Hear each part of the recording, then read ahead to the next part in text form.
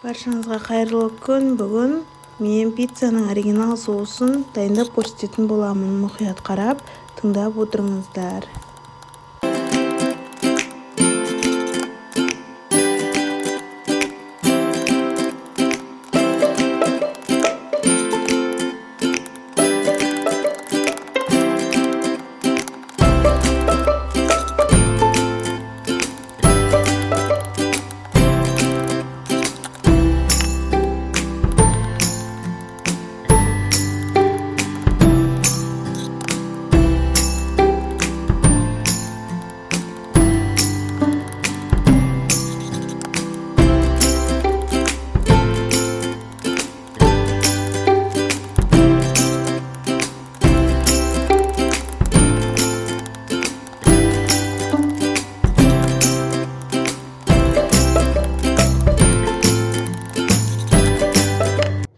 Ең алдымен қызанақты осылай майдалап турап аламыз.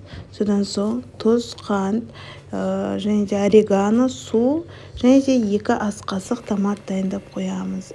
Алдымен біз қызанақты қызып тұрған табада жақсылап осылай 3-5 минут қыздырып аламыз. Арасында араластырып тұрамыз 1-2 минут сайын. Кішкене қызанақ қайнаған соң томатты араластырамыз. Содан соң орегано, тұз, қант және де суды барлығын араластырып 3-5 минут бұқтырып аламыз. Біздің соусымыз дайын. Аз болсын, сіздер де осындай соус жасап көріңіздер, өте дәмді.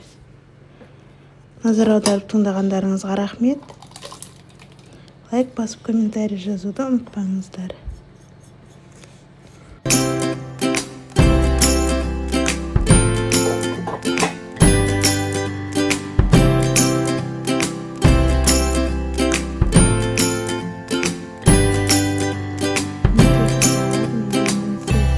Пиццаның соусы, оригинальный соусы дайын болды.